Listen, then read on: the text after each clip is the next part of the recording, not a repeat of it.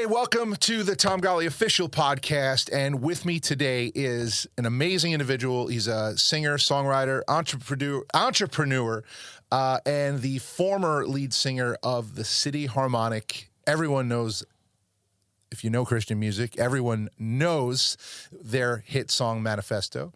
Welcome, Elias Dummer. What's up, buddy? Hey, Tom. How you doing, buddy? It is awesome to have you here. Thank you Thanks, for man. coming. And, you know, I'll be honest, when I sent the invite to you, I kind of take odds and go, he ain't coming. Oh, really? And you were like, yeah, sounds fun. Let's do it. I'm like, cool. All right. All right. Cool. Like, this is good. And to be fair, I'd say a majority of the people I've asked, no one said, very few have said no. Most are like, yes, but can we wait till 2021? I got a lot going on. Right. Sure. That's been really, really gratifying to me to be like, oh, cool. Not everyone's scared. Because I've had people who are nervous. My engineer over there, Nathan, he can attest. I've had people come in here very nervous. What are we going to talk about? Oh, really? Yeah, because I think, you know, it is. And I think maybe you've had this happen. Have you ever had anybody say to you, like, man, you're different in person than I thought you'd be because of social media? Oh, maybe. I mean, I feel like I spend a bigger chunk of my, I hate to say the word career, but public work, I guess, talking. Yeah. So, like, I do a fair bit of video talking. I do a fair bit, you know, I'll teach on stuff. I write. Yeah. I've been writing for years. So, like, music is a piece of what I'm trying to do. That makes sense. And so I wonder if that's maybe less the case, where people have maybe a sense of what they're going to get. Yeah, because what I run into is, you know, I've had people be like, well, because people seem to think I love to argue and debate. And I don't. I mean, I will stand up for myself. Sure. I will defend my position. But it's always, like, I know how I mean it. And it's very, like, you know, for argument's sake, if you had... You know, we've actually, you maybe don't remember, like, we've actually argued on Facebook about Marvel movies. Oh, probably. You know? Yeah. And it's like, but it's never like people think it is. It's never this, you know, and maybe because I'm a big 6 foot, over 300 pound guy, sure. People think I'm like, raw. Yeah. And I'm always like, well, you know, I just have this demeanor of like, look, what we're talking about, not that serious. And it's not that important. Well, I grew up around nerds, man. I mean, that's like, and I am one. So there's sort of this like debate part of growing up that is what you do with your friends too. There's a familiarity to, and it means very little. It's connection. I mean, and I'm also not a person who likes.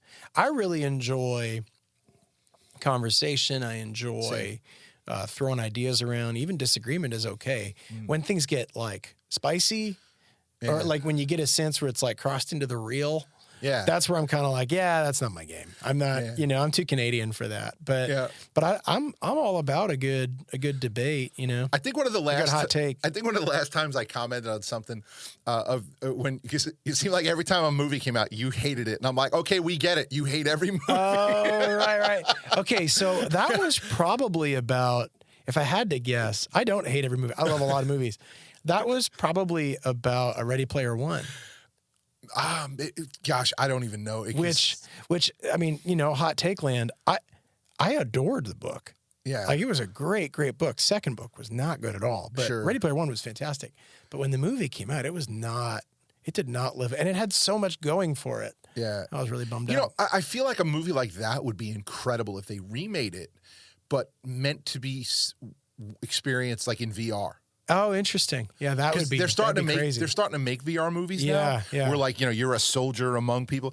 That would be kind of neat to be like a fly on the wall, or even just be like this side character that you're in his perspective. Oh, interesting. Yeah. You know, just be, and I think because that would be very interesting and almost immersive feeling. Yeah. Because that's what the movie is supposed to be. They're in this immersive environment. Totally. So I would love to see that happen. That's cool. I think where they tried to sell that movie heavily was on Spielberg.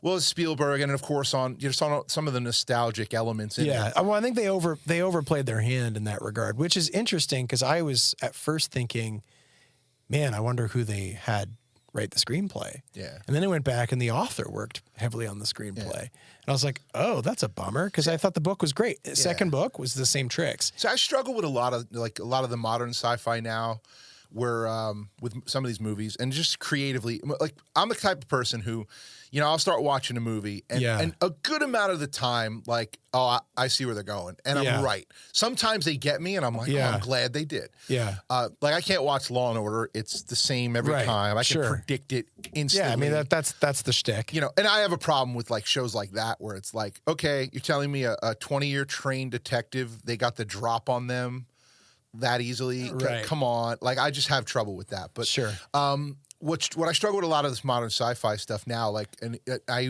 even argued with my wife about this a little bit, where not that we argue much, but we argue about movies sometimes. We watched The Quiet Place and The Quiet Place 2. Sure, I haven't seen them.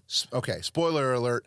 The little girl who's deaf somehow figures out that those monsters are like really sensitive to like high pitched frequencies. Sure, right. And then they open up this armor on their head and they can be killed. And I'm kind of thinking to myself going, I'm almost certain somebody somewhere figured out how to take these things out. There's just trained Marines who can snipe in a heartbeat, especially those things when they're looking for something, the side of their head opens to listen. You're going to tell me a trained sniper from a mile away didn't take them out? Come on. Like, I just struggle with that kind of thing. Going, so some kids living on a farm 400 days after some invasion thing. But, my wife in her wisdom goes, well, sweetie, maybe the invasion happened so fast, no one had time. But I'm still like, but somebody had to have figured this out. Somebody. Yeah. So, and there's a lot of movies like that where we watch where it's like, oh, the 15-year-old kid figured this thing out that nobody on the planet figured out. Come on. No, I get that. But I think for me, like, movies outside of like dramatic realism, which is pretty rare, right? True. Almost all movies utterly depend on the suspension of reality. Like they depend on, this is a universe in which this very ridiculous scenario is happening. Mm-hmm. Like, one of my favorite movies is Arrival, and you're watching this. I like movies that tend towards the like almost essay style. Like Arrival's really great that way. And you've got this, a lady is talking to a giant octopus through a piece of glass. Like, that's most of the movie. If you break it down to its nuts and bolts, it's ridiculous. Yeah. But what's behind the movie is this incredible conversation about language and connection and all of these things. And so I think, like, sometimes with movies, sci-fi is interesting in that because sci-fi is almost always projecting an imagined future, right? Yeah. So you almost get to write the rules every time anyway. That's true. Yeah. Which is sort of one of the things that, I love Star Wars, like many of us, right? Yeah. And it might have been maybe this hot take you're reacting to. Like, I enjoyed the original 3. I think Empire was the best of them. Right. And there's two types of Star Wars fans. There's guys who liked Empire and guys who liked everything else. Right. And so, like, I loved Rogue One. I thought that was great. I thought that the other 3 movies were not great. I thought they were fine, and partly because. Are you meaning the prequels? In the prequels, okay. Yeah. Well, not in the prequels, in the new movies. Okay. Because, like, you look at, like, Superman is a relatively boring superhero. Because he can't, like, they had to invent a new thing to beat him because they quickly realized he was a boring character. Like, it's cute for 3 issues. And then, like, oh, we need kryptonite, guys. If there's no kryptonite, there's no story. Right. If there's no risk, there's no story, right? Yeah. And I think that's often the problem with Jedi in the Star Wars universe is there's no risk to Jedi. They die and then they become some ether. There's sort of this like invulnerability. The only risk is one of moral character. Right. And for the most part, their moral characters, except for Darth Vader, are all really defined. So you get this arc of this story, like the more centered on Jedi adventures as opposed to, say, Luke going, oh, maybe I'm this and I'm becoming this. There's something morally and ethically in character that makes sense. Developed in Luke that doesn't happen after that. And so, like, the new movies are like, oh, all of the arc of the main character is like, oh, here she is. Now she's the superhero. She didn't do any of the work, any of the training. She just is. And there's sort of this, like, gap to the story. Whereas, like, the universe itself is fascinating in Star Wars. Yeah. And so I've always really loved and I love. It also says a lot about a movie when, like, Mark Hamill is like, I hate this. Yeah. You know, yeah. and you hear about an idea he had in the first movie with Ray that he had that would have been like, that would have been epic. Yes, and right. the writers went, we're not seeing it. Yeah, we can't sell action figures to that. Well, you heard about that where he talked about the scene in the snow where she's fighting him, and then all of a sudden, like, he's like, the lightsaber should fly past Kylo Ren into Luke's hand. Luke fights Kylo Ren, rescues her, and then trains her. Sure. Yeah. Right. Yeah. Great way to start. Yeah. Great way to get it going. Yeah. No, let's have her climb a mountain and find him, have him go, yeet. Yeah, like, totally. That's not Luke Skywalker. Right. Yeah. Well, and I think that's really the thing is like the Jedi, there's a lot of talk about this kind of mythic story arc that a lot of movies follow, right? And one of the things is sort of the basic laydown, and actually Donald Miller talks about it in some of his business books, but it's a really common thing. Yeah. It's really similar to Freya's dramatic arc and all of this kind of stuff. It's like there's this idea that like a person, a main character has this crisis or discovers a problem, and then they meet some other secondary character who becomes a guide of sorts towards their kind of overcoming this thing and actualizing the self. Yeah. And this is true of like a huge chunk of stories, movies. I mean, this is a common thread in almost all stories.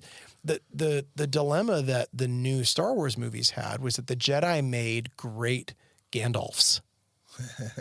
They made great guides to the everyman character becoming something bigger than what he was. That's what Star Wars was. And they totally lost sight of that in the new movies. And so like, that's really where, like Mandalorian is a great example. So where they did that exact same thing where the child became the guide to the Mandalorian's character development. Right. Even though he couldn't speak, that was the genius of the Mandalorian, was that they did this same common narrative arc that we know throughout all of these stories through a character that couldn't speak. Yeah. And I think that's amazing. Yeah. And I think the attention to detail in that Mandalorian is so good. I can't recall the main actor's name. The guy who plays the Mandalorian. You probably can't either, right? Yeah, right now, yeah. He's just Mando, you know? Yeah. But there's the scene with when he actually has to take his helmet off and they're like undercover with Bill Burr. Yep. The detail, and I don't know if this is written this way or the acting, but go back and watch this and you'll see what happens.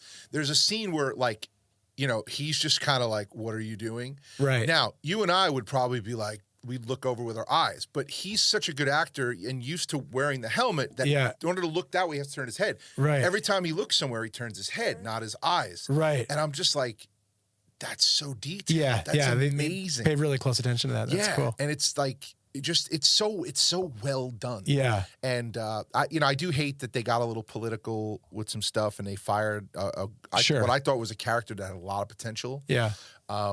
Hopefully that turns around and they fix that. Yeah, they write that. But at the end of the day, man, like the cinema and the Star Wars they got a chance to redeem themselves moving forward, and I hope they do.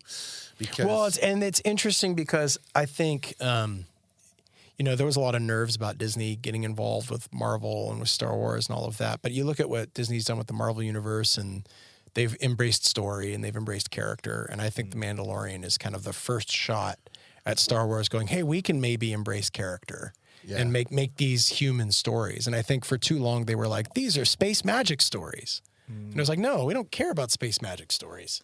No one wants that. Well, there's a good reason Jon Favreau is my hero. Right, totally, yeah. But besides actually having people tell me I look like him, which I don't at all see it. But there was a movie he did called Chef where someone's like, dude, that's you. Yeah. And I realized why. He has a couple of outbursts during the show, during the movie. And it's like, oh, now I get it. Yeah. He's loud and demonstrative. They're like, yeah, that's Tom. Like, oh, yeah, that's hilarious. That. Yeah, but man, so besides being like a cinephile, if you will. Well, yeah, okay, yeah. If maybe not as much as Michael Bolton, what I'm referring to. Yeah, that's right. I'm referring to a Lonely Island song, which I probably shouldn't direct any Christians to. Don't listen to that at all. Don't check it out. But. So you come from a long history of being a musician and an artist and a creative, and so talk about that a little bit. What I mean, I'm not going to sit here and like, hey, go back to the beginning for you, because I know that that's not super interesting to a lot of people. But let's talk about, okay, you had the City Harmonic. Mm-hmm. You guys had particularly one hit song that was everywhere. Right. I mean, every time I sat down with someone who played piano in a church, they started playing the piano part to Manifesto. Right, sure. You know, and you challenge them to keep it going, and they can't even make it through the intro before their hands are done, And so you had that, and you guys toured for a long time, mm-hmm. and did your thing. And then you guys just kind of weren't around anymore. Right, yeah. So can you kind of sure, go into yeah. that? I mean, the short answer, it's obviously more complicated than this, but the short answer is cancer. I mean, we as a band had come up through this kind of interchurch, you could say ecumenical movement in Hamilton, Canada, Ontario, Canada. Not the play. Yeah, that's right, not the play, just outside Toronto. So Hamilton, the city used to make steel, stopped making steel for the most part, and that led to a lot of unemployment, which led to a lot of poverty. Oh, wow. And so I grew up in a really poor city, in a poor neighborhood in a poor city. So what happened was through our high school years, a lot of churches started working together missionally to try to improve downtown, and that really worked. And then a couple churches became 30 churches, and over time, Hamilton went from being one of the poorest cities in the country to one of the top real estate investment cities in the country. And some part of that was played by the church working together across denominational lines to invest in neighborhoods. So the whole ethos of our band was this idea that like we as people were this sort of thing that mattered together. And we'd come from different churches. We'd all been involved in leading kind of the student arm of that movement. And so meanwhile, I had been kind of doing the industry thing all along. So I got my first publishing deal when I was like 20, 21. It was pretty unique circumstances. I had so like I was always in the industry, and I brought that to what we were as a band. But we got signed on the back of existing relationships. Like the truth is, City Harmonic was signed to a record contract prior to our EP release show for our first EP. Oh, wow. So it was just because those relationships had already existed. Yeah. And what we did with the EP was novel, and that goes a long way. And so, a lot of that happened. Well, that's 2009. We're talking to the labels. 2010, we're signed, and our EP is coming out. Manifesto starts to get on the radio. 2011, I Have a Dream hits, and that album did really, really well. And so we're kind of in this like, we've now done 3 things, and it's, the hockey stick kind of growth. It's like, this is great. And then we start approaching 2012, kind of at the end of 2011. We're all home for Christmas. And Eric, who played bass in the band, was diagnosed with leukemia. And so he then spent the better part of the next probably 2.5, 3 years, from late 2011 really through the beginning of 2014. In and out of hospital with leukemia. And so we went through a number of guys who were friends of ours from back home who would fill in and play bass. And eventually one guy, Steve, played probably throughout our career, played more shows as part of City Harmonic than Eric did. Eric came back after cancer, and we sort of tried to regroup in a sense. I mean, we had our first EP, then we had I Have a Dream, very narrow in our vision. We knew what we were trying to do. And to the point where we were invested enough in it that there was like even a little bit of like tension in the studio. And I think you can, that actually made for a better record, in my opinion, looking back. It's like, we made good art because we cared. Yeah. When we came back to record our second record, Heart, it was Eric's, really his first venture outside of cancer in a couple of years, where he was like, okay, we're going to try to do this.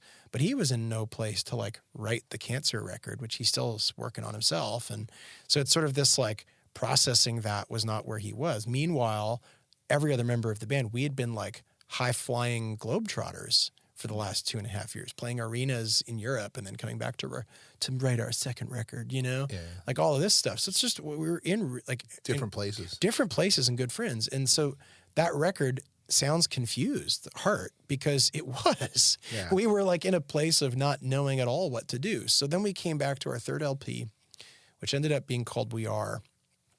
It was originally going to be called something else.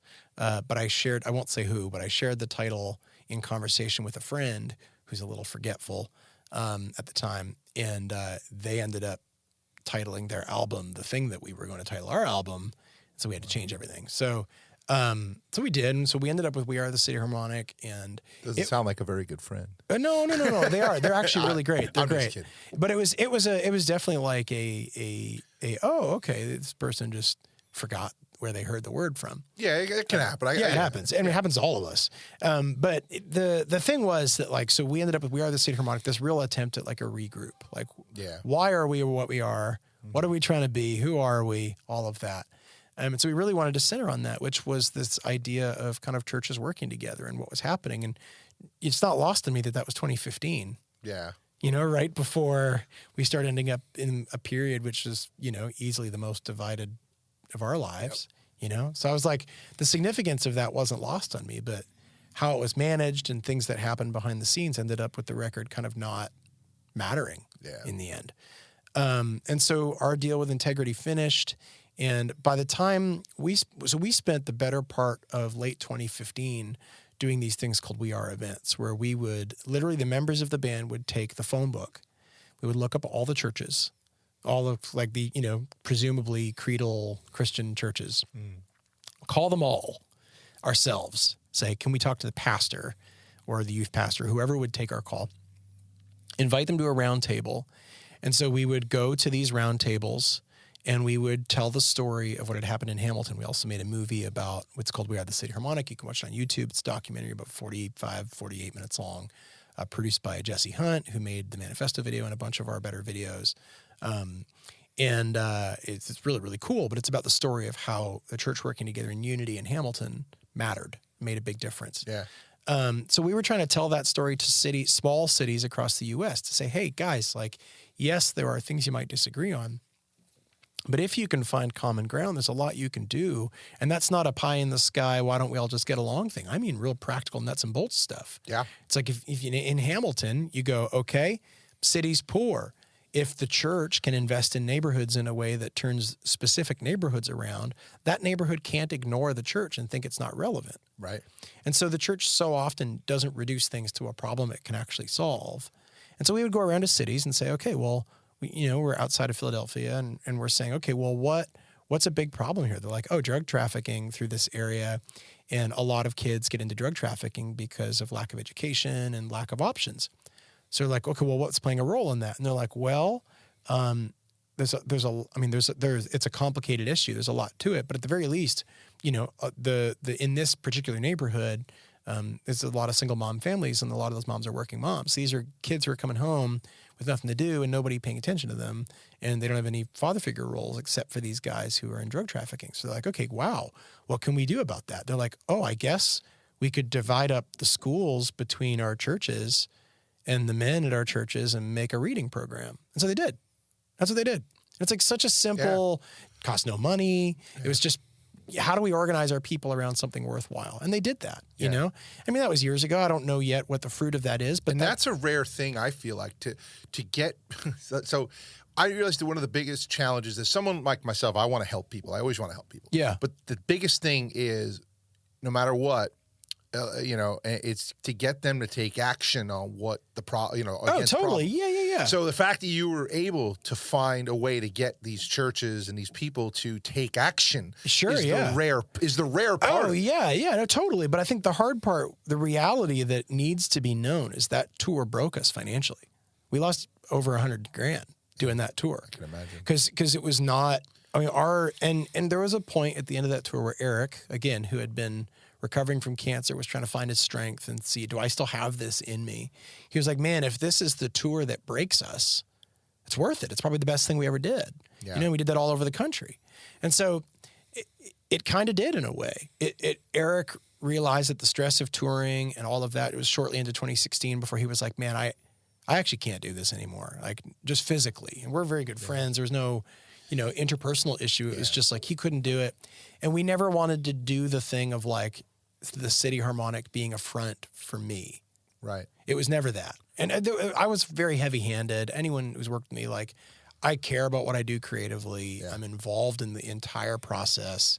I think I'm probably better now than I was then at being a bit more generous in terms of like control freak kind of stuff. I try not to be. But, and I get that. I'm kind of like, I'm the same way with, with touring, like, pretty much there's nothing that I am not able to do. It's on the tech end, right. And like you, I've learned to go, yeah, you got it. I know you know what you're doing. But part of it is I never want to be at the mercy of I don't know what to do. Right. So I at least learn. You don't want to end up stuck. Yeah. Right. And it's totally. And the other, like, I mean, even this, like my drummer has an amazing drum kit. I bought a drum kit because I thought of a scenario where what if I need a drummer last minute in the middle of nowhere and I don't have my own kit. He had to go home with his or something. Totally. Like, wow. So like I try to be very like proactive. But even with this podcast, like every aspect of it, even though I have people who do things for me, I have taken the time to learn those things. So I don't necessarily like, okay, if they can't be here, like if an engineer can't be here or my editor he's going on vacation. I can do it. Totally. Can I do it better than him? Probably not. Right. But I get that there's a bit of that, but as I'm sure you know, and it's exhausting. Yeah. Oh, it is. And I think what happened with us was just a sense of like, hey, Josh wanted to be home with his kid. And Aaron and I had both had kids before the band got signed. So we were already, grown men or whatever before we hit the road. So there was a sense in which it's like, hey, rather than us just slowly dwindle in popularity and let's end the book. I compare it to The Office in that sense. Like, whatever you think of the jokes, the British Office ended in 2 seasons, 3 seasons? Because they were like, well, we did all we needed to do with this. This is great. They moved on. But like American TV always does, the American Office went on 9 seasons and it had 4 good seasons. So it's like, there's just this sense of like, squeezing everything for every dollar it's worth. And I don't care about that. That's boring. Right. It's kind of like, we did the thing. We bookended our career with Manifesto and then a movie that told the story of the thing we'd been commissioned to do. And so we ended it. Yeah. And that was it. And we were like, we're done now. We're moving on. And it was actually Josh, the drummer in the band, who'd really encouraged me to do a solo record. So I waited a good year while I tried to collect my thoughts and figure out what do I actually want to do with this. And then started writing and started my solo thing. So I think, and I think a lot of people don't, a lot of people have trouble wrapping their head around that idea, myself included. I'm starting to come to that place of like, if you told me like pre-COVID that like, man, in like 2 years, you're going to come to a place where you're like, if it's over, it's over. If it keeps going, it keeps going. I don't care. Yeah. I would have been like, no way, never. Yeah. But I cared a great deal. It's just, but it was just the like, what is the thing for? Right. I mean, and I think in America, we're inclined to answer, and I'm not even American, but in the West in general, we're so inclined to answer that with money. Yeah. That it's like, well, wait, how joyless is that? Because then you're just pragmatic all the time. And, I think for us, we had the benefit of being commissioned by churches. They sent us out with a very particular purpose.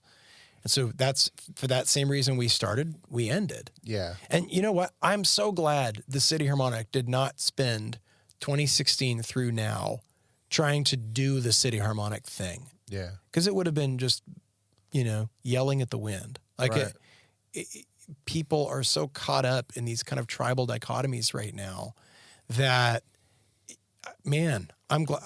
I couldn't imagine a more frustrating use of the last few years than trying as a band to be like singing rah, rah, let's get along for the next 4 years, So I'm kind of glad we, by God's providence, ended when we did and then we're able to have the conversation a little differently.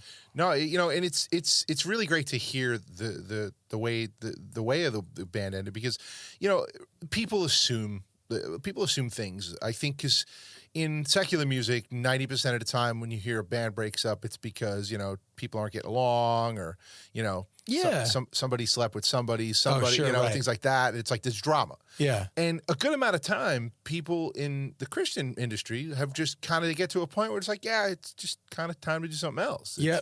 And people can't wrap their head around it because they're just like, but they're my favorite band and they're amazing at what they do. And it's like, but I don't think it's one thing. It's kind of a common theme that most of the other artists I've talked to, whether it's been on the podcast or not, and I even tell people, and it's interesting because Darren Mulligan, from We Are Messengers. It was and it felt like the most random advice out of nowhere. Like, why is he telling me this? Mm-hmm. And then now I'm to a point where I'm like, wow, you know what? Like I'm glad he told me what he told me, because I just didn't see it when he said it to me. But he had warned me. He goes, man, just don't forsake your family over this thing. Mm-hmm. You know, and I'm kind of like, what's he talking about? Yeah.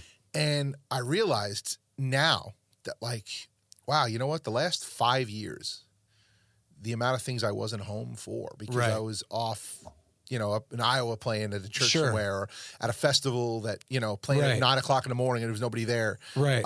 You know, and I missed my kid's softball game or whatever. And it was just like, yeah, it's kind of like, you know, my 12-year-old comes downstairs and I'm kind of like, how the heck did that happen?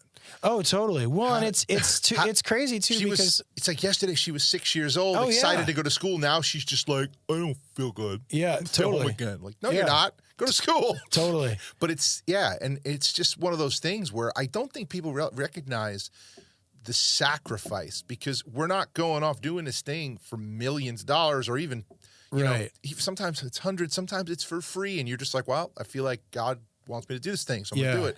And the personal cost, and it takes its toll after a while. Oh yeah, totally. And you know, it's interesting. I won't say names. I not yet. Give me a couple years, I might start naming names. But you know, I've had an artist tell me one time, you know, it's like, man, after we packed it in, I kind of found myself going like, what did I do? Mm-hmm.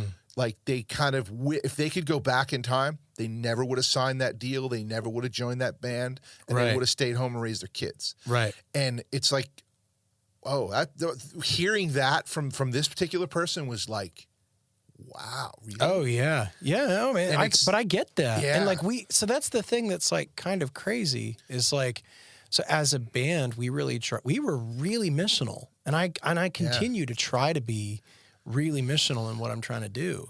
At least in terms of like, what kind of conversation are we having? Not you and I now, but in worship and in church, in discipleship. Like, I've sort of long been a believer, and this might get me in trouble, I don't know, but I've sort of long been a believer that, like, we don't really need alternative entertainment.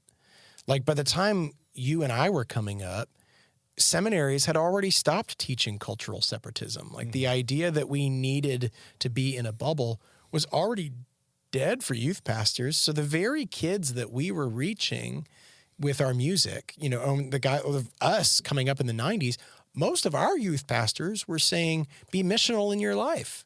Mm-hmm. Go off and do things that matter in the world. Don't try to just hide in the church. I mean, use the church for what it is. So it was already in Canada, in the UK, in Australia, and around the world.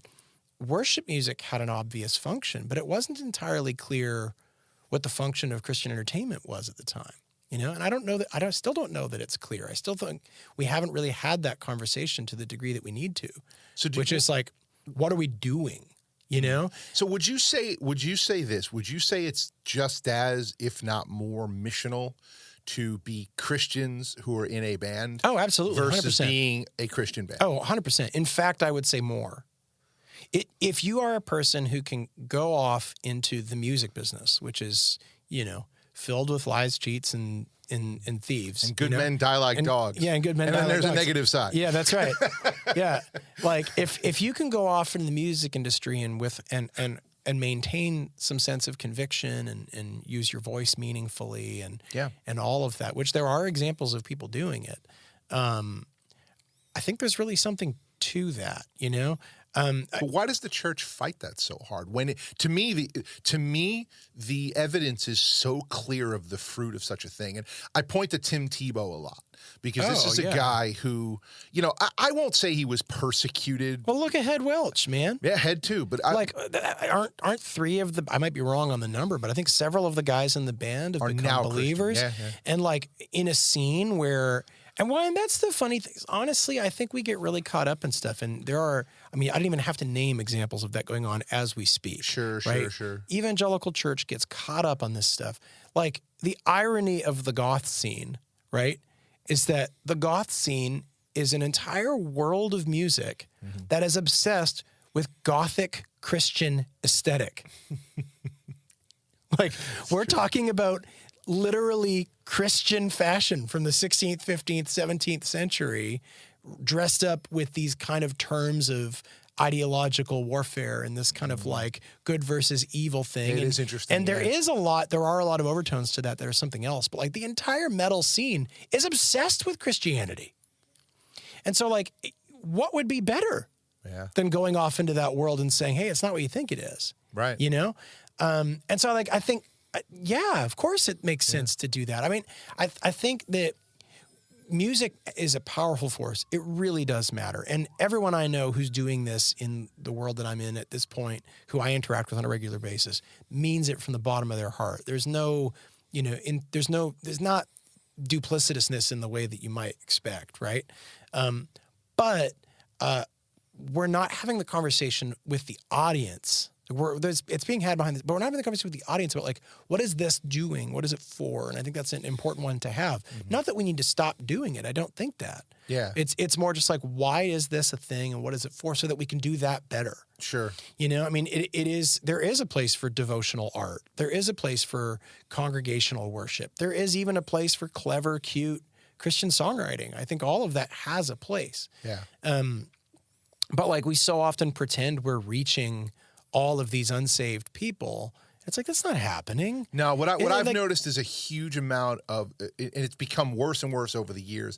I feel like I'm pretty late to the party, in the Christian music world, but, I feel like it really started maybe 6-7 years ago, but now feel like it's worse than ever. I feel like it's more of a, hey, it's less about reaching the unsaved and it's more about pandering to the currently saved and the churched. Well, I'd say it really differently. Really? Yeah. Oh, yeah. Really differently. I mean, and the reason I say that is because, like, radio, for instance, radio's playing worship songs. Sure. And I feel like, at least, this is just for me. Yeah. When it came to my early church, like, I wasn't raised in church. I was raised Catholic, if you will. Sure. And in New York, Long Island, that's just a thing, when you're forced to go to religion on Saturdays, you hate it. You have your first communion, your confirmation, and you never go to church again. Yeah. Maybe somebody gets married or you have a, or a funeral. So for me, my early church walk, it was like, hey, here, listen, my girlfriend, who's now my wife, but she was like, here, listen to this CD. Yeah. And it's a mix of CCM, which was very much, it sounded sonically a lot like stuff in the 90s. And I liked it. But it was underground. It was like Mercy Me, Jeremy culturally, Camp, though. Yeah, it was. Outside of the church, you didn't know that was a real thing. Right. And now that's not the case. But the thing for me was like listening to that stuff, sonically and lyrically, it wasn't so much, at least it wasn't so much like I felt like it was pandering to, like, hey, if you're only going to understand these songs if you go to church. It's more of like, hey, you're going to understand these songs no matter who you are. Right. Well, I guess there's two sides to that. One, okay, so yeah, there are the two sides. I mean, so I want to clarify something I said earlier. I'm not saying that nobody is being reached by Christian music. That's not my point. I'm not saying that either. It's more that like, it's more that we have, in the interests of kind of proliferating the thing, let the tail wag the dog. Where in a sense, you were saying at one time, okay, what is your Christian art and how can we reach people with that? Right. And instead, what has slowly happened is, how can we write music that hits a particular person? Which, I mean, I've worked as a marketing consultant 15 years. I know how this works. Yeah. Like, they have their buyer archetype, and they know what the buyer archetype is, and it is not you or I. And somehow, middle-aged men and, other groups are expected to produce content that is the most relevant to a very particular kind of mostly white woman. Mm-hmm. And it's like, that's just not easy to do. We don't have shared circumstance. We don't have shared, lived experience. And on top of that, that kind of pragmatism is really tough. I remember going to Momentum for a couple of years, which is this big radio conference. And I appreciate Christian radio in a big way. Like, it's been a big part of my career, and I think it has a really crucial role. But I remember going and for a couple of years there, and I think this has changed since, but for a couple of years there, this person they named Becky, this buyer persona that they've named Becky in Christian radio, was aging, which, like, all people age, but there's something worrisome about your target audience aging, because it means that your entire industry is pointing and remaining pointed at a single people group and isn't necessarily growing down, which is what you'd want. Like if you're the Gap, you don't be the Gap 40 years ago and then just have a bunch of old people coming into the Gap and buying your clothes. Like you continuously reach the new younger generation, right? Mm-hmm. And so and I think it's started to get figured out, but for a while there it wasn't. Like it was kind of a fixed group, right? So I think for me there's like two sides to it. One, the idea that we need to be a bubble separate from the world. I don't know very many people that actually believe that that's the case anymore. So I think that's gone, and Christian music thrived on that to a degree, right? Don't listen to that, listen to this. I don't know any youth pastor who's telling their kids to burn their secular CDs. And I'm kind of glad. Like I was just never part of a group like that. And though I've recently posted on Facebook how, man, driving in a car listening to John Mayer is like therapy. Or, I was one time was like, man, I was like, got ripped to shreds, I was like, Bruno Mars is underrated. Yeah. Because it's interesting. I actually told somebody, some people like one time, like, man, I think Bruno Mars should be more famous than he is. They're like, dude, what are you talking about? He's super famous. I'm like, yeah, but the dude's he's a freak. Amazing talent. My gosh. Yeah. And it's, I got ripped to shreds. Yeah. I mean, it's not, but that's often which I love the hide comment feature on. Oh yeah, it's my favorite. So like, dude, I think the thing is like, the conversation in public is often 20 years behind the people who are responsible for it, right? Yeah. And so like, here's the thing. There are a lot of like existential questions around church that people are wrestling with, whether we like it or not, right? In some ways, we've taken a thing which was be and make disciples of Jesus into believe a thing that gets you in, and then once you're in, well, just be whatever you were going to be anyway. And so there's this kind of like confusing element to it all, where on some level, like I think of worship music specifically, which is sort of really what I imagine myself to be engaging in. Like if I look at my own records, I would say probably 25% of those songs are what I imagine to be congregational songs, or songs that my own church has sung or that I've sung thinking this is like a prayer we pray together. And then the other 75% I've conceived of as devotional songs, like John Guerra calls it like songs for Monday. Like that kind of like, it's worship songs, prayers I needed to process. Maybe I'm preaching about something or thinking about something or that sort of thing. And that's what those songs are doing. I don't really think of very many of my songs as like, oh, that's cute and fun and it's safe. I've never come at it that way. Yeah. Right. And so like, I'm an odd, I don't quite fit in the world that we're in. And that's partly a product of growing up in Canada. Like CCM, if you will, and worship are perceived as two different worlds. And outside of the United States, worship music is like 80 to 90% of what people care about because it has an obvious function. And CCM doesn't barely exist.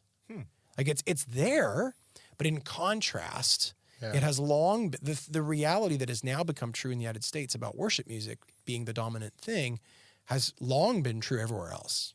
Like Christian music was worship music and other things were quaint. Yeah. Like it was like, oh, there's that one pop group. That's cute. But it almost seems like a lot, in a lot of ways, worship teams, worship songs, the production of worship is what sells a church. It's what keeps people coming sometimes, but I think like, and there's a whole conversation to be had around that.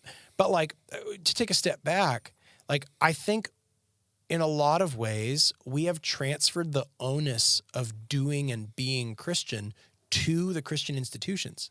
Mm-hmm. And so by that, I mean this.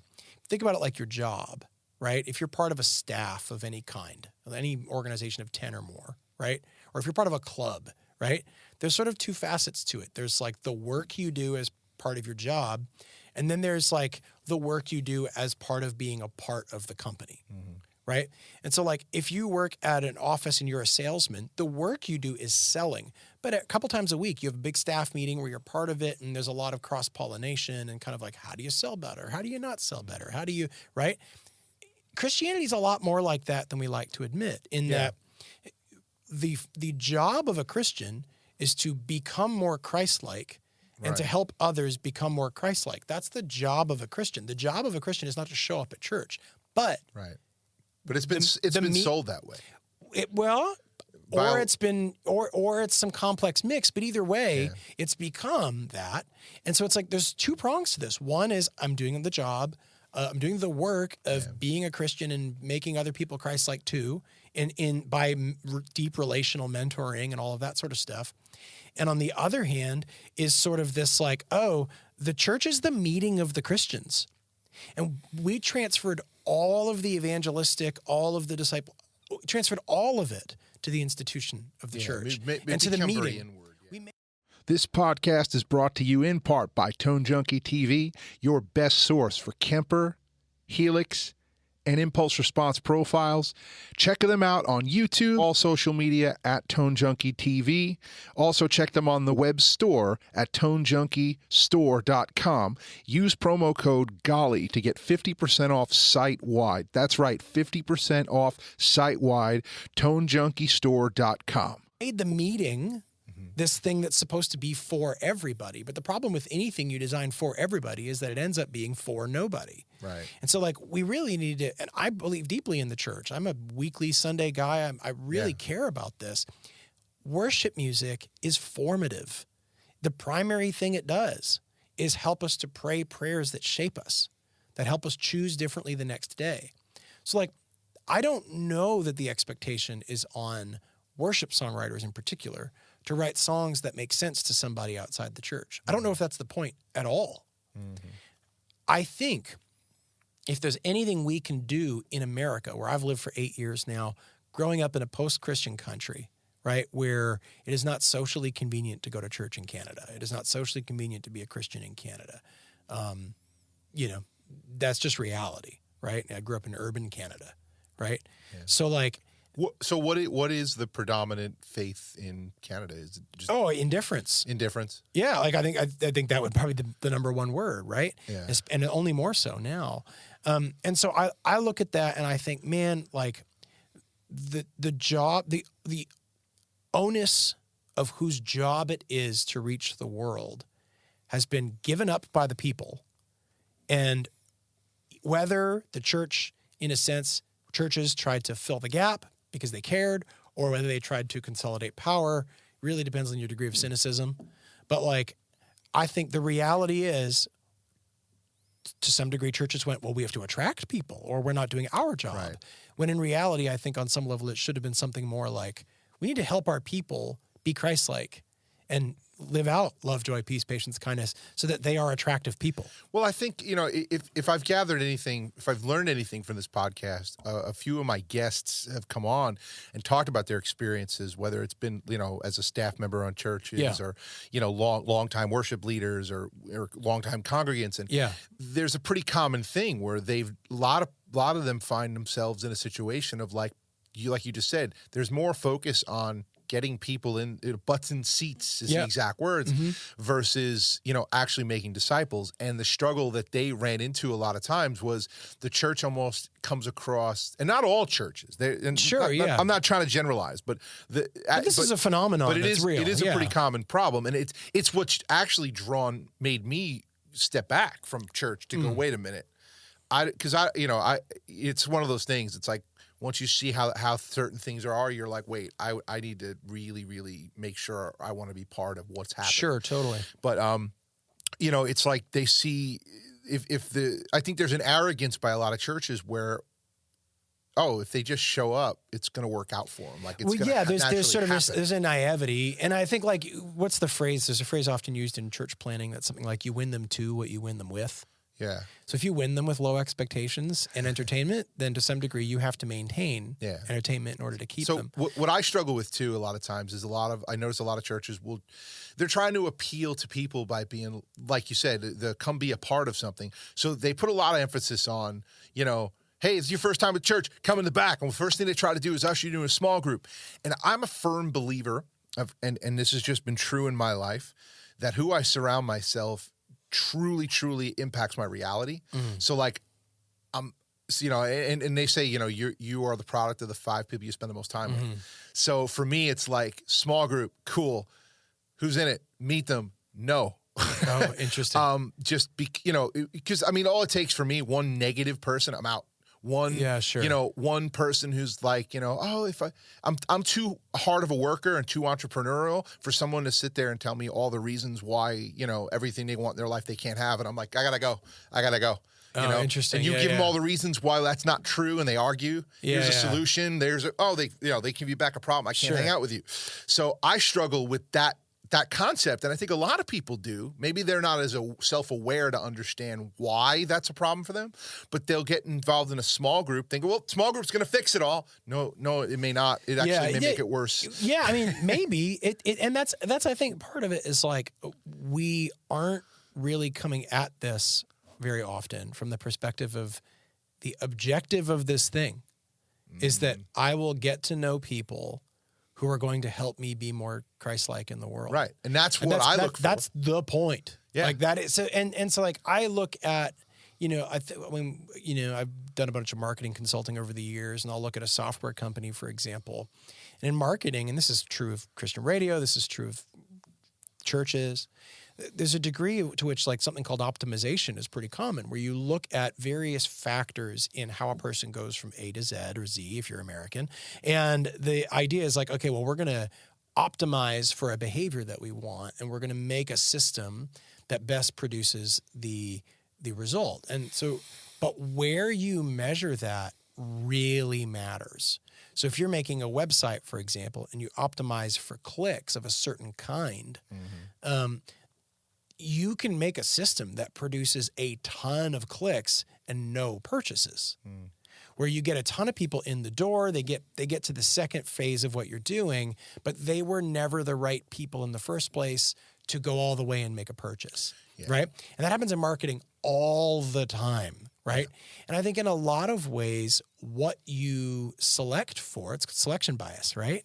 And in other words, like, if you select for, we're going to make a system that fills seats and fills coffers, right? But put little serious effort into measuring the fruit of the Spirit in our congregation. And we're going to consider ourselves successful by the number of people in our church, or even the number of people who act cult-like around the pastor, or whatever it is. Like, we're going to measure success by those things, but we're not going to measure them by love, joy, peace, patience, kindness, goodness, gentleness, faithfulness, self-control.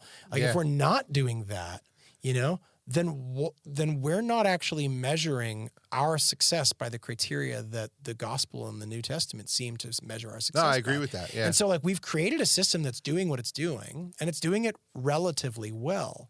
And I think there are a lot of people trying to have this conversation of like, what role does the kinds of songs we sing, does the kinds of conversations we have, does the structures of our church, this is a conversation that's alive and well, but we haven't landed on an answer yet. And I think we just really need to wrestle through that. Like, it's not irresponsible to measure.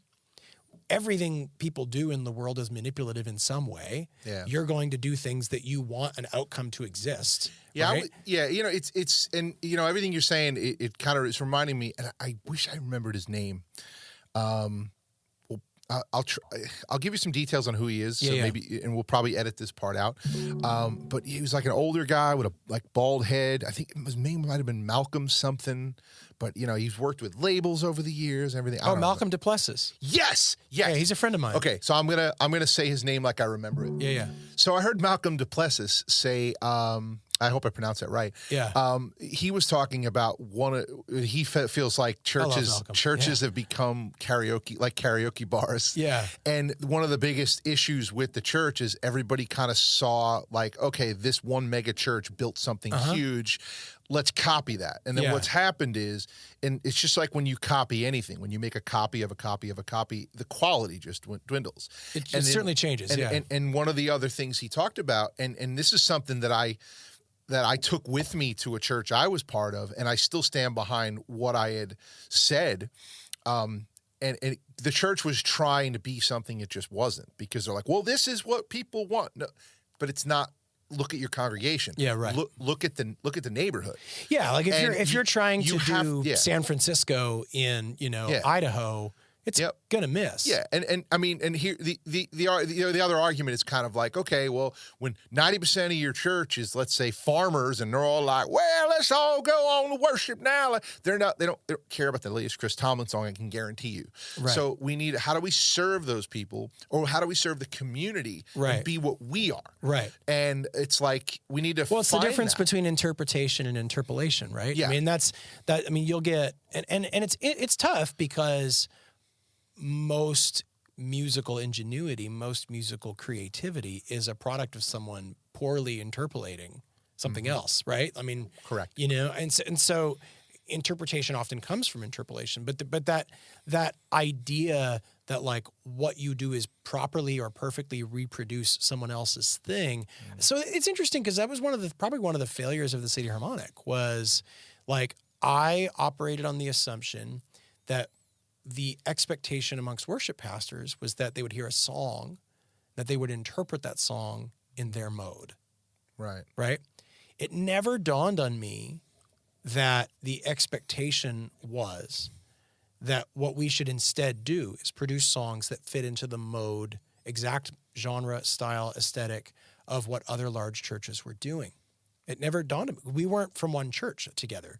So we were sort of from these small churches, and we were like, well, we're going to make music we really, really like, but the skeleton of the song is going to be singable, and the skeleton of the song is going to be congregational. And we're going to assume that worship leaders are going to go and do that and have fun with that and make that their own. Because that's what we always did growing up before multi-tracks, right? Yeah. And I'm not anti-tracks. We use tracks, but it's just sort of like this like, hey, we're gonna do this in our way. We've got this kind of drummer and this kind of bassist because we're, you know, a small little church of maybe 200 or 500 or whatever. It's like, hey, here's what we got. We're gonna make it our own, you know? Now, do you ever feel like there's too much emphasis or concern on whether or not the church sings along? Oh, not nearly enough. Not nearly enough. Oh, yeah. Like the science on that is straightforward. Okay. So like if you look at, and this has been well studied actually, there's been a lot of research done in neuroscience around the effects of prayer. There's been a lot of study in neuroscience around the effects of music and group singing and body language and all of that stuff. And I think we've often had a really weird conversation about this because we ignore the science. Huh. So like, take for example, you've got Matthew 22. Jesus is asked, what's the greatest commandment? He answers with the Shema, love the Lord your God with heart, soul, mind, and strength. And the second is like it, love your neighbor as yourself, right? So there's this, and then he says, all the law and the prophets hangs on these two things. Give God your whole self, every domain of your life, give to God and love God with it. And then we will know that by your ability to love others. That's basically what he says, right? Here's the crazy part. So studies on group singing, and I mean literally like choirs or so not observational, not watching music, although there are some benefits to that, but specifically group singing, produces two hormones in really large supply. One is dopamine, which everyone is familiar with dopamine, basically like a positive reinforcement hormone. The second is oxytocin. And the shorthand for oxytocin is that it's the love hormone. It's the thing that helps you love your kid. It's the thing that a mother is overloaded with when they breastfeed for the first time or whatever, right? So oxytocin is called the love hormone. Group singing rivals almost everything except for sexual intercourse in terms of the production of oxytocin. Wow. And group singing, oxytocin, has this incredible effect of genuinely deepening social bonds. And both for the people you are participating with, and also in some cases the object of song. Couldn't an argument be made though that knowing that, and trying to trying to say, okay, well, if we get everyone singing, this is the science of what's going to happen, and this is the reaction we get. Couldn't an argument be made that that's in some ways manipulative? Of course. Why wouldn't it be? Yeah. I mean, that's one of the things that. But that's not the point. Where do we get the idea? Where on earth do we get the idea that everything authentic is something I made up? Right. Like that's not a real thing in life. You know, most of our most common and fond experiences are something that were handed down to us. That's a normal thing, right? If we believe God made the world, if we believe God designed the brain, if we believe God gave you a body, then we should expect that like we might be able to measure some of the outcomes of these things. But the weirder part of that is that this has nothing to do with Christianity per se. This is just the mechanism itself. So the idea is that like your body does these things when you sing in a group. Here's the crazy part. Recently, the University of Bonn in Germany showed that group singing and oxytocin as a result, oxytocin produces one of the side effects of oxytocin, particularly with like tingle-inducing singing, tingle-inducing group singing, produces altruism. So back to that Matthew 22, you literally have a sense in which group singing and not singing observing, group singing produces in us a deeper love for one another. That's proven fact, a deepening social bonds, an increased affection for the object of song, and a desire to improve the world at our own cost when we leave. So note to every young artist trying to build an audience, sing like 2-3 songs that they all know. Exactly. Yeah, that's true. And they'll true. love you. That's true. Actually, and it's funny. That happened this weekend. This board hired me to entertain 1,000 homeschooled kids, everything from like 12 to like 16. Yeah. And they're like, yeah, we want you to do your original music because we love your songs. Cool. I did my first song. Crickets. They weren't that into it. All right. Turn to my guitar player, dude. Let's play 10,000 Reasons. Yeah. Okay. Had the whole place singing 10,000 Reasons. They loved every song I played after that. Yep, exactly. Yeah. And what you just did was you literally flipped an oxytocin switch. 100%. Now this is where it gets really esoteric, but I think crucial. It actually reveals something about what a lot of Christians believe to be true about the world. And C.S. Lewis talks about this. Humanity is both animal and spirit. There's a reality there's a kind of holistic nature to what you are. You are a person who is material and spiritual. The tomb was empty. Jesus didn't be like, I left that body behind. I didn't need it. You know, he didn't. No, it's a resurrected body. So the hot mess of things that you are is fundamentally connected to who you are. Yeah. And so there's a degree to which, like, here's where it gets really, really weird. We imagine that the choices we are making in our lives are purely willful. Like I'm gone out there and I did the thing and I chose all the things. None of the science backs that up. In fact, people who have this thing called split brain syndrome, where they've had an injury that separates, say, emotion from their language centers of the brain, from their kind of conscious self, they can't make a single choice. And the crazy part is the part that does participate in that choice making, this area of the brain often called the reptilian brain, that has no relationship to your centers of language in the brain. Interesting. So your actual deciding happens something like 8 milliseconds, I don't know the actual number, something like 8 milliseconds before you're processing through language, which is the way you think what you think, right? The way you notice your thoughts is through language, right? So most of your deciding happens before you think it happens. And then you understand, interpret, and contextualize that decision. So you're mostly justifying decisions you made emotionally, right? So what does that mean for discipleship in church? It means our habits matter a great freaking deal. The way we shape our emotions and the direction of our emotions matters a great deal. And there's nothing about being able to measure that makes it inauthentic or fake, because no more than brushing your teeth every day, but not going, today I'm brushing my teeth, brush one tooth, brush two tooth, brush. Nobody does that. Not when they're past 8 years old. There's a little bit of like, okay, I'm brushing every tooth. And then eventually you're like, brush, brush, brush. You're thinking about something else. You're doing something else. You're still brushing your teeth. Right. You're getting something beneficial. Your teeth are coming out clean, you know? And I think we've ended up in our cultural moment with a really strange concept of authenticity as being that you are at all times. In order for you to be yourself, you are going around expressing every emotion you have as if that's your full reality. Imagine what kind of a parent you would be if you parented that way. If every time your kid made you mad, you acted on it. Yeah. You'd be a horrible parent. No, I agree. Like some degree of parenting and some degree of authentic, loving parenting is to say, I feel like this. I'm going to act like this other thing because it is kind, because it is loving, because it is good. I'm going to be, instead of the parent that I am in my gut, I'm going to be the parent I want and ought to be in the moment. And so that is a degree of acting. The irony is that acting is authentic parenting. You're actually living consistent with your values rather than consistent with your perceived subjective experience. And so we've instead totally accepted the idea that in order for a spiritual experience or a lived experience to be authentic, it has to be completely in line with your subjective experience instead of your values and what you believe to be true. It is so funny, though, that you just said all that about, how, I guess, reacting differently to how you feel, especially as a parent. I went through that just this weekend. I found out about some things my daughter has done, which, I started envisioning, burning toys. And, just put, I'm building a cage. This is where you live now, Right. But instead it's like, wait a minute. I'm going to try something else. Yeah.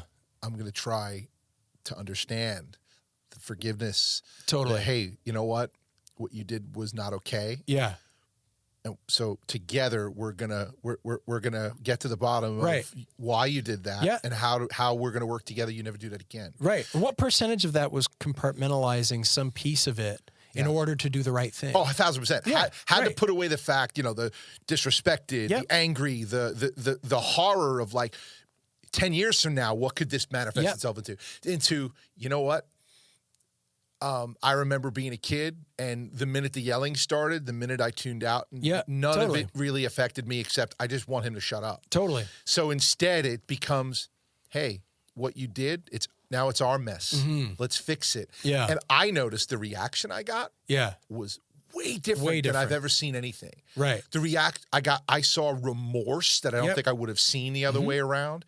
I saw relief, a sense of relief of like, whoa, she's actually like, there's this sense of relief of like, oh, like you're with me on this. Like, and my wife, who's very like, wait, so you're not like taking all our toys away and not doing, no, I'm going to try this other thing. Try this other thing. I'm gonna, I think if you can relate, I know you said you had 5 kids earlier. Mm-hmm.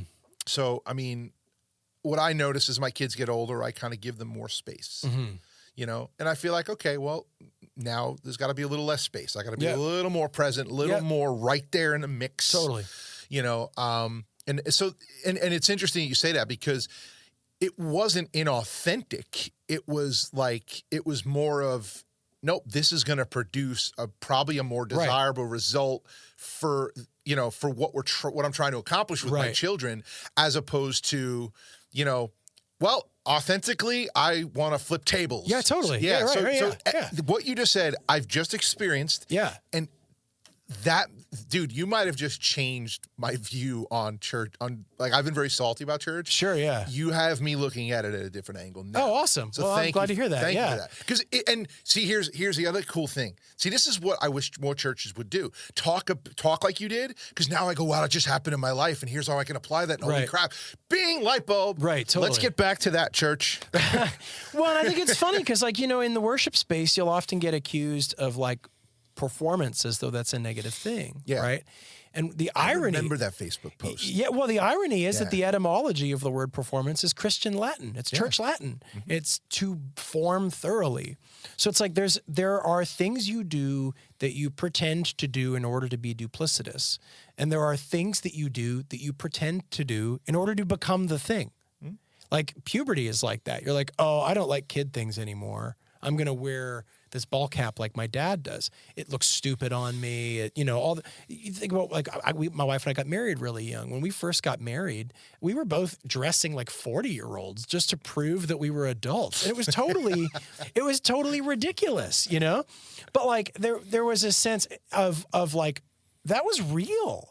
there was some real part of it that was pretending to be this thing in order to step into the role. I needed to grow into the pants I was wearing. Were you wearing like a Ned Flanders outfit? Yeah, not quite, but you know what I mean, right? Like there's that sense of like you're growing into the job. You're fake it till you make it a little bit. I think as C.S. Lewis said something like, how did he put it?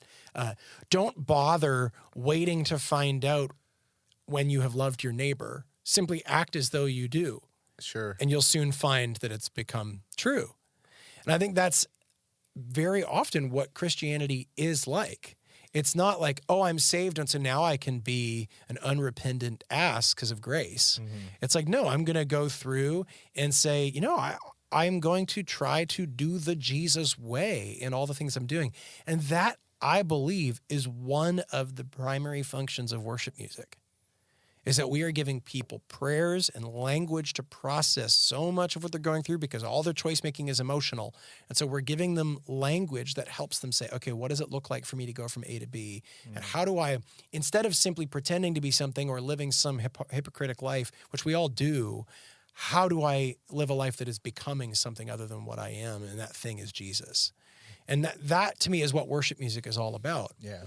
The other stuff of like destination evangelism, that's the part where I don't know whether that's the answer. And it's not that it doesn't work. It does work sometimes. Yeah. People come to church and they meet Jesus or they hear a CD and that's great. And I'm glad that is the case, right? But if I had to take 30,000 feet, I'd say, man, wouldn't it be so much better if Christians felt like they had a sense of ownership and relationship over a faith that had dramatically changed their life, and that they were then out in the world saying, man, I really want to tell you about that.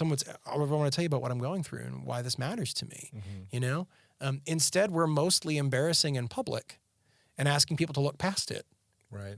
And we've got to be better than that. Well, how do you mean that? Mostly embarrassing in public? Like what? Well, like I think that there are a lot of ways that Christians are showing themselves to be super naive. Okay. And you could take your pick. Yeah. And about things that, aren't that hard to unpack. And yet we do it all the time. And it's partly because like we've abandoned this sort of, there's a common marketing phrase. Seth Godin, who's like a really popular marketing guy, he's a guru. He said this thing and I think it's great. People like us do things like this. Because we're tribal characters, because most of our decisions are emotional, and because we are a deeply social species, a huge percentage of what we're actually going to do about whatever happens comes down to what groups we imagine we belong to. And in the U.S., I would say a huge chunk of people, and this isn't just true in the U.S., this is true everywhere, but a huge chunk of people are something other than Jesus before they're Jesus. Where before I say, what is Jesus going to do in this situation? Or I have so little context for that because each church is an island in some ways, sure, that like I actually don't know the difference between Jesus and a Republican senator. Interesting. And so like if we're not having that conversation, then we're each looking at the Bible and essentially looking at a mirror of our own biases and ideologies, and we're not doing the work of going. You say that. You know, I have a friend, or I used to have a friend. Yeah, right. I get it. I just tried to friendly kind of go, hey man, I've had somebody say this thing to me and it made sense, and I'm hoping this will make a light bulb go off with you too. Yeah. But I noticed he used to literally be like his Facebook, his Instagram was always politics. Yeah. No, it used to always be scripture. Oh, okay. Used to always be like, maybe it might be a clip from a song. Sure. It was all about like loving God, Yeah. And then he started being really successful with his job. So he was trying to share with people like, hey, look what hard work can get you. And so now it was like, dude, faith, hard work, this is cool. Like, great message you're sending the world. Right. But then it turned, it almost seems like a lot of people I know, when they become successful, all of a sudden they become like, they start playing golf, and then they start to like, talk politics like crazy. But then like, within like 6 months, I'm kind of like, hey man, I just want you to know, like, if I just now became your Facebook friend over the last couple of months, man, like I wouldn't even know you're Christian. Right. And dude, he was like, that's the most disgusting thing anyone's ever said to me. Why would you say that to me, Tom? Right. Like, dude, I'm just looking out for you because it seems like your focus has changed. Yeah. You know, and the political end of things, here's what I feel like is happening in the world more than anything is, and it seems like it's winning. You mentioned it earlier, and I've talked about this on another podcast, I think with Chris Sly. But we talked about the idea of where the church is sort of almost trying to pander a little bit to the idea of like, hey, come be part of something. And, you know, the dopamine and all that stuff kind of takes a while to where you only get that dopamine fix once a week. But then it became like, come be a Democrat. Because you can get that dopamine fix every single day on a foot, or come be a Republican. You get that dopamine fix. So it became more of like, I feel more part of something because I can vote Trump won and comment. Yep. Look at me, I'm a hero. Yep. And I also think that, you know, I've talked about this even theologically, where a lot of times I feel like, and this might be true whether it's music, whether it's politics, but I'm even guilty of this, where if somebody you look up to says something because it's them and you've bought into them in some way, you're like, yep, that's right. That's now what I think. Yep, I've done that. Well, I think isn't that a Chesterton quote? Everyone who doesn't form their own philosophy is left with the used up scraps of someone else's. You know, and I tell you, I read a lot of books. I mean, as an entrepreneur, and I'm sure you do. Like I've read, and a book I've read recently, it's called "Never Split the Difference." Yeah, I read it. Yeah, and Chris Voss is great. It's amazing. If you've never read that book, read it, and then go to a restaurant and use some of the techniques on a waitress. It's kind of incredible what you can. You know, you can get someone talking for hours because you're doing some of those techniques, or even get something for free because of the way it's wild. Because of him, I get upgraded. I can upgrade my hotel almost every time I go to a hotel. That's hilarious. Because I use the exact format. But anyway, and it's more ninja skills. But he talks about how, like, you know someone, you kind of have someone in the palm of your hand. If you can say something to them that aligns, you know, maybe their thought process, and get them to say that's right. Right. Because then they feel heard, they feel you've listened. So a lot of times these people, you know, are looking for the, you know, if they're looking for you to have a that's right mentality, know this, they might be trying to manipulate you. Right. So be careful. And now, you know, and that's what I notice is a lot of people are following this formula. They're following it in marketing. They're following this formula in Republican. And I've also feel like it's happened now with any, you know, and you may be an agreement on this or not, and we don't have to go deep into it, but, you know, some believe there's an agenda behind the whole COVID thing, and they've chosen to, you know, sort of, you know, pick a side. You're either vax or anti-vax. You're either mask or no. They've continued to do that, you know, and I feel like they've used a lot of those formulas to captivate people and put people in that category well before they're ever a Christian. Like right now, seriously. Right. Well, that's kind of my point. Yeah. Is that we have these ideological bunkers that we're hanging out in. And to me, admittedly, I come from a country that doesn't have a two-party system. Right. So it has a parliament. And in a parliament, you have to do a little bit of collaborative cross-pollination because there's no other way to get bills passed. You know, and that's less true than it was growing up, but I'm grateful for my upbringing in that sense. You know, I think for me, politics and civil society, right, ought to be a place where our convictions, which we have formed through some kind of examination of what we believe and why, that those convictions then are acted out in a forum via politics or voting or whatever. It's a lot easier to understand then how that could be civil, right? Instead, what I think is happening is that we are getting our convictions from predetermined or emotionally decided political conviction. So we're like anchoring to an ideology that we don't actually really understand, and then getting our arguments from it instead of doing the work of forming a worldview. Right. And I think like where that gets really weird with the gospel, yes, a person can become a Christian and disagree. There can be a Democrat.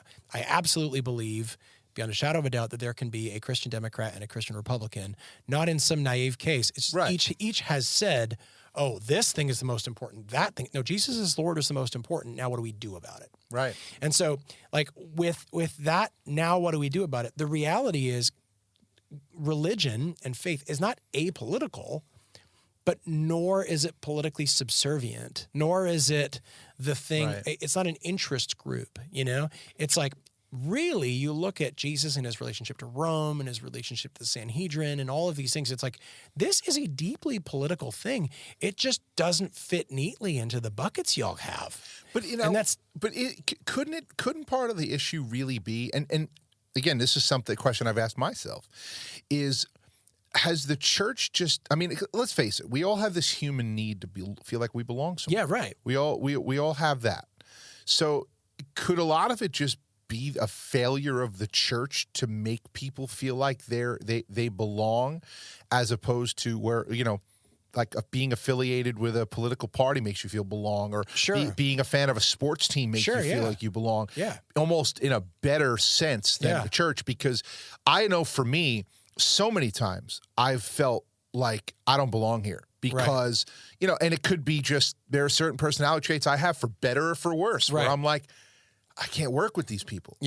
Or man, you know, like I'm always making everyone mad because I gave my opinion, or, you know, or, and yes, I have negative traits that make me not belong places, but I have positive ones too, where I'm like, this ain't gonna work. Right. So is it a failure of the church? Is it a failure of the people? Or is it just not a failure at all and just the way it is? On some level, probably that. I think, you know, I think it's tricky too, because we've all been in that situation, myself included, where affinity becomes a major part of what we decide. It's like, I feel like an alien here, and so I can't be that way. You know, I get that completely. But at the same time, like, we're being trained into echo chambers. That's a reality. So there's a degree to which we're like, well, I disagree with some of these people, and so I shouldn't cross-pollinate with them. Right. I'm thinking, well, that's the opposite of what should probably be true. You know, there's a degree of that, but N.T. Wright, you gave a metaphor once that I think was really helpful for me. And he sort of said something to the effect of, heresy is usually a truth too loud. So there's this sense in which, like, if you think about like an audio mix, if you just put everything at equal, it sounds awful. It does, yeah. But if you've got the kick drum up and you've got the vocal up and you've got certain pieces of it that are forward and other pieces fall back in order to make music, right? You end up with a beautiful song, right? Truth is often like that, and most of the ways in which we go awry are when we're picking one thing and being like, it's all this, you know? And now Jesus does that around love. And he doesn't actually give us other things to say. He doesn't even do that around truth. Right. He does it around love. And so that's not naive. He says, love the Lord your God with all your heart, yes, your mind, and all of it, and love your neighbor as yourself. So the metric we're given to measure whether we're succeeding as Christians, we've said a couple times already. It's this idea that, like, we are bearing the fruit of the Spirit, and we love God with all our heart, and that if someone looked at us, they would say that we love our neighbor, right? And that would mean we don't have contempt for our neighbor. That would mean, now maybe you could speak in a way that is prophetic or whatever you want to call it, and say, hey, I'm calling this person out for this thing that's wrong, right? But am I doing that from a sense of smug superiority, or am I doing that from a sense of wanting to build a bridge in relationship and go somewhere together as a result, right? And I think it's so often the case in church that we are, as a generation, there is not a living generation that hasn't existed inside of advertising. And I work sometimes in advertising. Right. Like, the reality is we are being formed all of the time. There's, you know, James K. Smith talks about this, like the liturgy of the shopping mall. There's a degree to which passive formation is always there. And so just the sheer volume of information that we have all the time reaching us, conscious, subconscious, doesn't matter, shapes us. Mm-hmm. And so if there's any one thing that the church needs to focus on right now, it is not attraction, it is not stemming the tide, it is not anything but genuine spiritual formation and discipleship, period.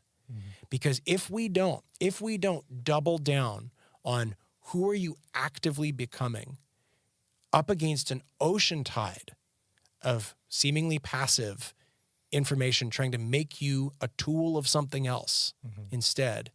And I don't politicize that. I mean, like, that's the entire nature of our media landscape is an endless stream of identities pushed at you, right?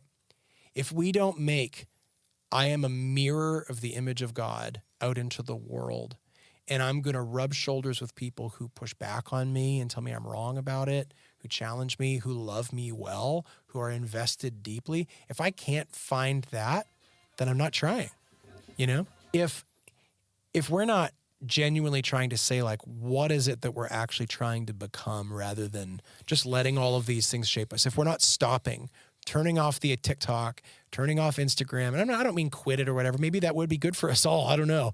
But like, if we're not saying, I'm going to stop the information coming at me and do the work of like digging into what do I think and why do I think it and how did I get here, recognizing that it's not something that happens in a vacuum. It's not like, oh, I'm going to unplug from all my relationships in order to figure out what I think. That makes no sense. You think in a language you didn't write. So obviously everything we do is relational and codependent in some way. Yeah. And so like lean into the relationships that you trust and say, hey, I think I have been a Christian in identity and not practice. Or I think I have been waving the brand of Christianity like Nike and not saying, what does it mean for that to actually change how I live and how I engage others? I often wonder if people are just addicted to gambling. And what I mean by that is like, like we trust too easily. So we're gambling with like, I agree with him. Yeah. And sometimes it works out for us. Other times, not so much. Right. And it's like that just, cause I mean, I've done it myself. I've read an article real quick and been like, oh yeah. Oh, he did that. Oh, he's horrible. Yeah. And then it's like, then the real truth comes out. It's like, oh, he didn't do that at all. Oh, yeah, right. Oops. And I already spout off to some people about how horrible that one guy is. I read the article. Oops. Yeah. Gamble, lost. Yeah. And sometimes when you gamble and lose, you feel more alive than you do when you win. But I feel like really, and now with, these scrolling through things like TikTok where there's sometimes there's commentaries on things where you're like, yeah. You'll watch a 30-second clip of something that happened, and you're like, how dare they do that to him? Well, then, like, and then, you comment. It didn't. You find, well, it didn't either. Maybe the video was fake, or, oh, well, you know what? They cut out the 2 minutes where he was doing something to create. Well, there's sort of this sense in like all media is stacking the deck. Oh, yeah. That's what they do.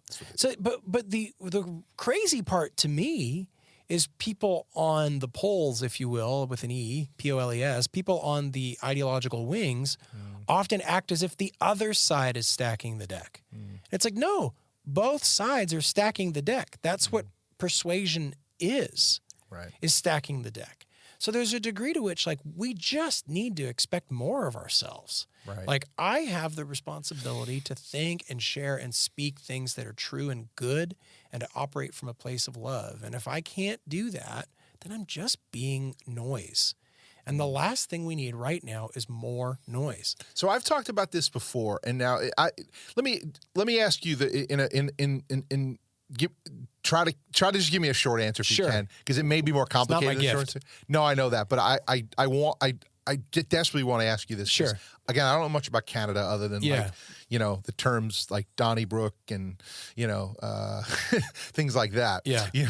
Hoser. I know a little bit. Yeah. I know some terms, and I know about poutine. Yeah. And I know that they invented hockey, right? Yeah.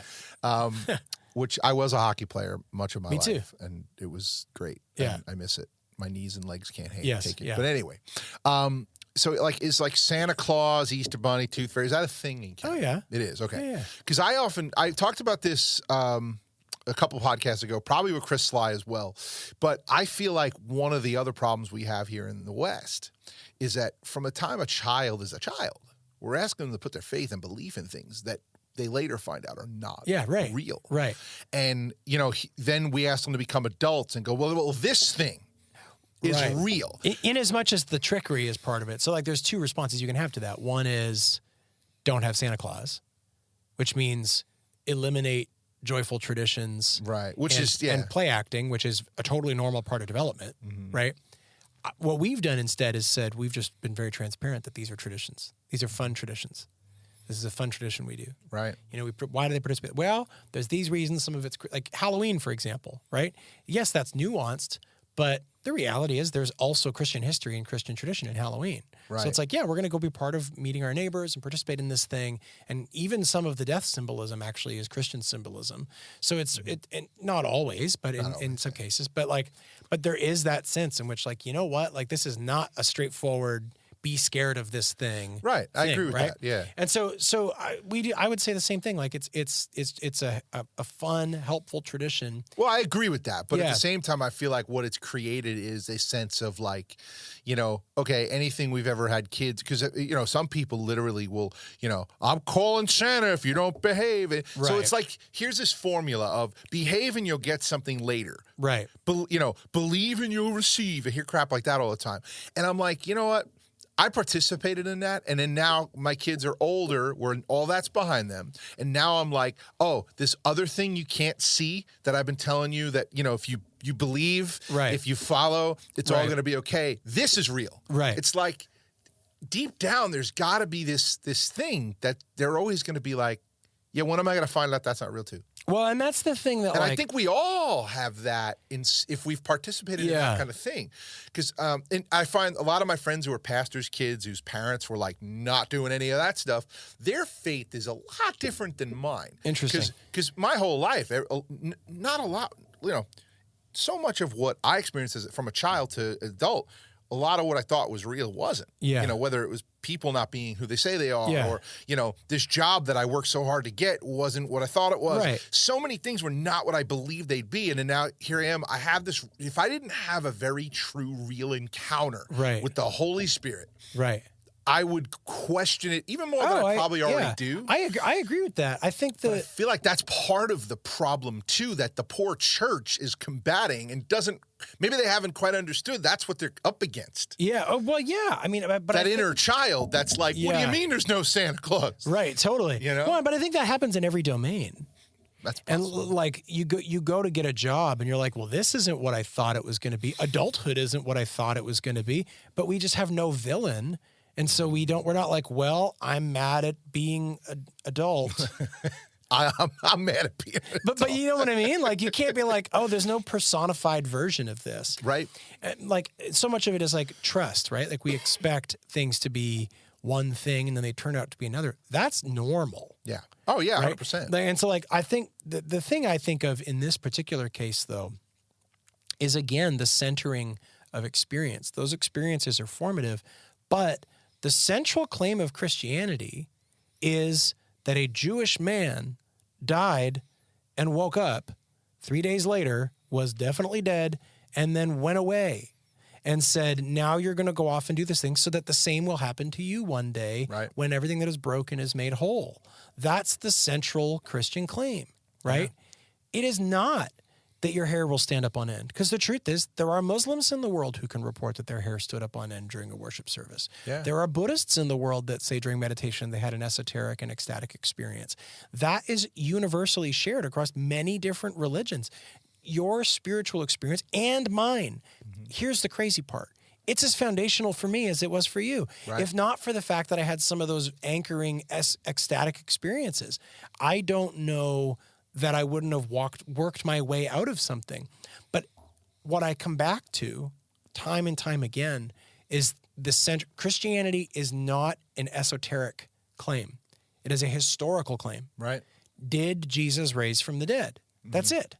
And so, like, if that's true, then every other fact works backwards from that fact, period. Now, we can't, because of how history works, we can't say, we know for a fact there's DNA. That didn't exist. That's not a thing. That's not a thing.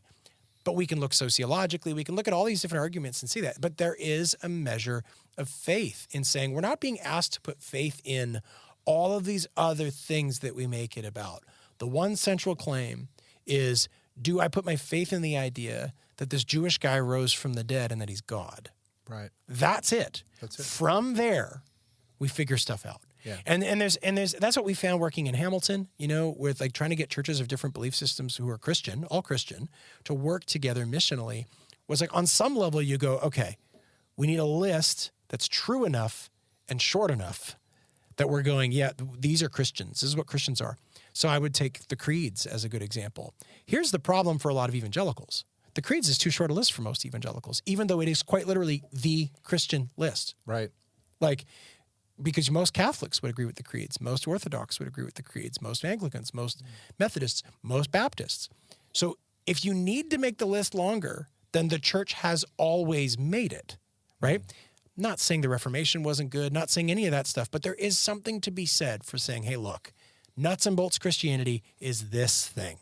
And if we can agree on that, we have somewhere to go from, right? Which is a really different conversation from all of the other things that become distractions and break trust. Yeah, I mean, you see a lot of that too. Like, I mean, and I agree. I wish there was more of a unity in that nuts and bolts side of it, because there's people that I've met who are like, I used to do a lot of like addiction recovery and stuff like that. I used to do a lot of those events, and a common thing I'll hear a lot of people say is like, somehow, some way they get told by somebody at some point that, well, you're not saved because of this reason or that reason. Yep. And it's like, we need to stop that. Yeah, right. We really need to. Yeah. I mean, or the thing that makes it really real is that I feel this way right now. Yeah. Like the ecstatic experience. I mean, how many people do you know where they're like, well, this is the proof. Sure. Or they're like, well, I've went to church all my life, but I never felt like this. And now I feel like this. And so what happens because the brain is attracted to novelty, sure. What happens when you have enough times where you've experienced a thing that it stops feeling like that? Because that's what the brain does. It filters out familiar information. Right. Right. So now you're like, oh, well, it must not be real anymore because I don't feel that way now. Maybe it's working. Right. Like, and that's why, like I'm saying, we measure the authenticity of a thing by how we feel about it, instead of going, well, what if the point of Christianity is to be Jesus into the world? You know, and what you just said is so scientific about, like, you know, when, you know, a spouse feels like my spouse doesn't love me anymore because it stopped feeling. It stopped feeling the same. Yeah. But it was probably never any different. Right. Nothing changed. Your brain is that literally designed to filter out familiar information in order to seek out new information in order to survive. Stuff you didn't learn in high school that could have saved your relationship. You know?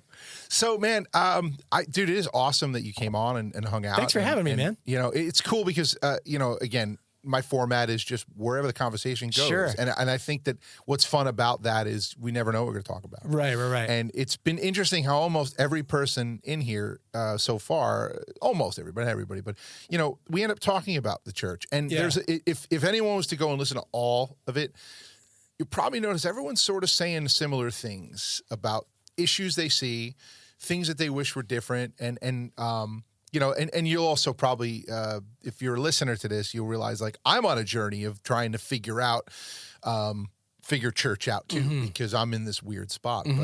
But before we wrap up, let me just ask this. So, you know, people who may, you know, somehow you missed this. Elias is an amazing musician. He has some solo music out. You've recently put some new stuff out. Yeah. I've got the Work Volume 1 came out in 2019, and then I've got the Rest Volume 1, which was a B-sides EP, and I, being a dad, couldn't escape the pun. And then I have the Work Volume 2 is going to come out in early 2022, and I've had several songs from that out. Expectation, The Gospel is Rest with Land of Color, who are awesome. Got a song called Carrie coming out with J.J. Heller, a bunch more in the new year, and then the album. So what's next for you beyond the releases? Are you planning on doing any kind of touring? I mean, I'm certainly am. I'm doing some, and we're kind of trying to figure that out, what that's going to look like post-COVID and all of that.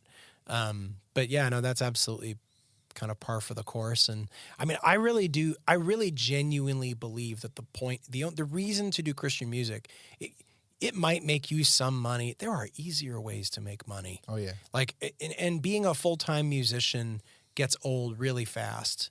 So for me, it's really about discipleship and sort of being earnest in art and all of that, and making something beautiful that helps people imagine the world different than it is, and imagine that their life that they could become something other than what they are.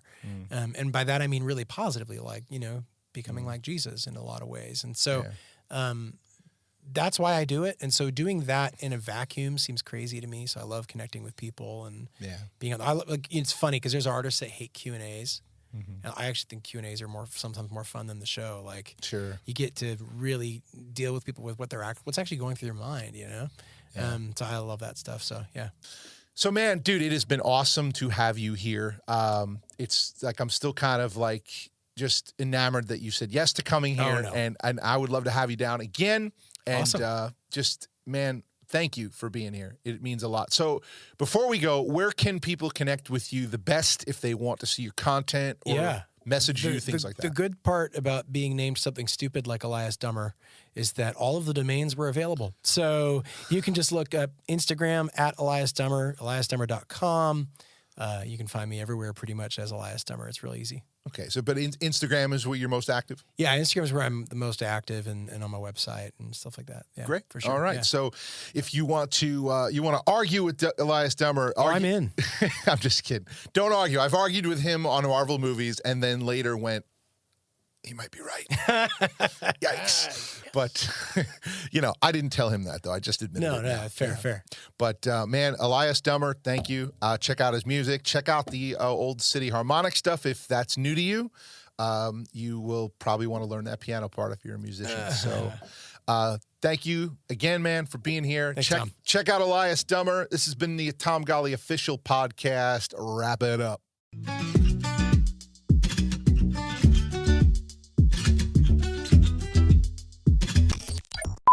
I'm trying to add value to people. Right. I think that people can garner a lot from these conversations. And that, I'm not trying to do this fluffy, so let's play 5 fast facts. Not that there's anything wrong with that. Right. That's just not what I'm trying to do. Right. And totally. as a podcast fan, like Joe Rogan's my favorite because it's just him and another guy sitting there talking. Yeah, right. And the conversations are so interesting. Like this is easily the most interesting and probably intellectual one that I've had. Oh, really? I mean, they've all been great. Yeah. But like some of the quotes you threw down, the science stuff, like that's like, oh my gosh. And I felt like a moron through it. So I'm dude. I'm sorry. No, it's good. That's what I want. I want to feel like an idiot. Like I'm learning. Oh, there you go. I'm learning. Sure. I'm stupid. Don't know half the words. I'll look them up later. But.